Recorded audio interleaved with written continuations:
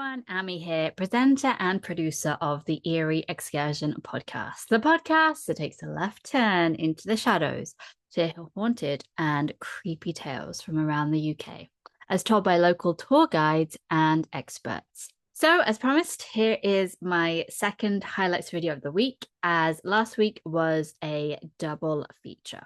Whitby on Wednesday and Scarborough on Friday, aka Halloween. Can't believe it's been a full week since Halloween. Crazy. Anyway, here is Scarborough on the map. As you can see, it's pretty close to Whitby, hence why I decided to group them together this week. They kind of go hand in hand. So our guide here was Liah, aka the Black Widow of Bar Street. Now, Black Widow is the name of her tour company, of course. Now, for those who aren't from the UK, probably should say that Scarborough is quite a famous beach town and a popular tourist destination, particularly for Brits wanting to spend their summers a little bit closer to home. But as I say in the episode, beneath the bright arcade lights, there are some dark tales. And one of them is literally behind those arcade lights. So there's a main street right along, right on the beachfront, and behind it is Quay Street, where sits the Mariners Inn. And as the name suggests, it used to be an inn. It's now a private residence. So, you can't go in there anymore, but you can walk straight up to the house. But it used to be an inn, and it used to also be a museum, and does feature on the Black Widows tour. Now, in the episode, Liah tells a really great immersive story about how sailors used to smuggle goods and hide them in the inn. They found loads of priest holes and smuggle coves and all these little alcoves areas in what used to be the Mariners Inn, because they used to hide priests there. It was not always a great country to be a Catholic in, that is the UK. But obviously, of course, Scarborough being on the coast, smuggling was rife, and Mariners Inn was a great place to hide any smuggled goods. Now, in this highlight video, however, I was listening back to the stories from Quay Street, and it's not actually the Mariners Inn that I wanted to talk about. It is a clip from Liah talking about some other ghosts found on Quay Street. You may also wake up and hear arguing in the street outside. And when you come to investigate, there's nobody there.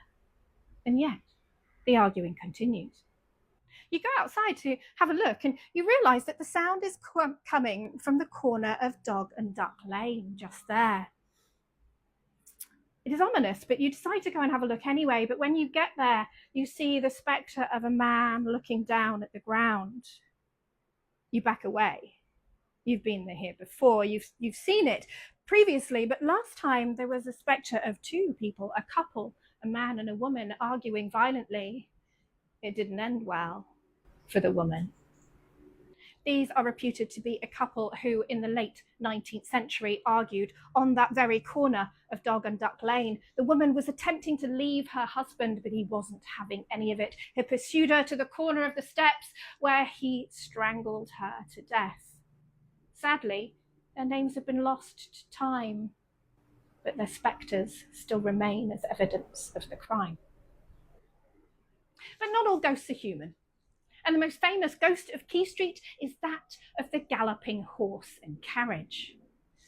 Sometimes seen, but most often heard, are the clattering hooves and rattling wheels as they hurtle up this old, narrow pathway. So the reason why I chose this one is because I just love ghostly, like, horse tales. I think it's just, there's something so more terrifying about hearing, the clattering of hooves and carriages, probably because we don't have horse and carriages anymore on the street, so they feel so alien to us.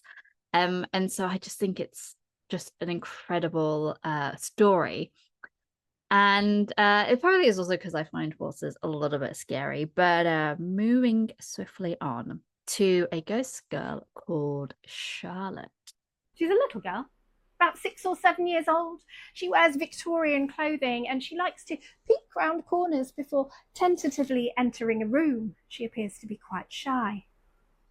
She too used to live at number 24. However, the shop that used to be at 24, they were quite comfortable with her presence, and apparently Charlotte was quite comfortable with theirs, because when they moved to number 18, Charlotte moved with them. Apparently she likes to dance, particularly to Rhiana. And I have been informed that if you really want to draw her out of her shell, play Rude Boys, because that one's her favourite.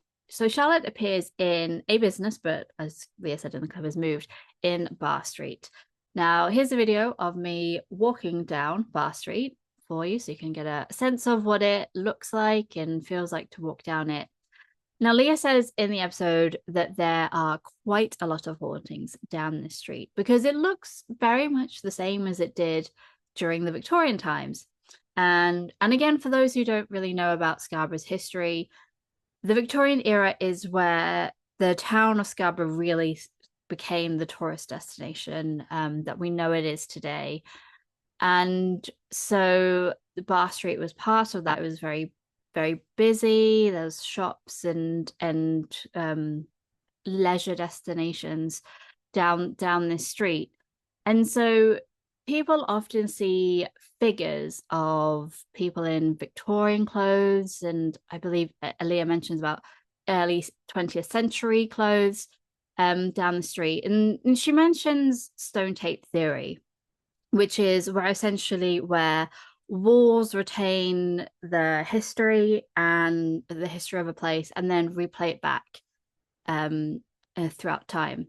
And whenever I hear about stone tape theory, I always think about that scene in the cartoon version of Anastasia, where she's dancing in the ballroom and she's the only one alive, and then she starts seeing all the ghosts and stuff. I think because it's kind of stone tape theory and this idea of like walking through ghosts is very much like a gothic romanticized version, I think, of ghost stories. It's just this idea that we're walking among dead. It's kind of macabre but also a bit gothic, I think. But then she also mentions, or are we walking through the dead down Bar Street, or are we slipping through time? Questions that we don't answer in this podcast because we just tell stories. That's what we're all about. But this officially concludes our Halloween specials. So next week we are in Edinburgh. So our first trip up to Scotland, which I'm so excited about. It's such a good episode. I can't wait to share it with you. And as I said in my last highlight video, we are still in the dark half of the year. So I will be sharing ghost stories, despite the fact that Halloween is over, but I will be sharing ghost stories all the way up to the 24th of December. So every other week on YouTube, it's 1 week with the podcast and 1 week with the highlights reel. I'm pretty sure you get the gist of it now. So make sure you subscribe so you don't miss out on any eerie adventures. See you next time.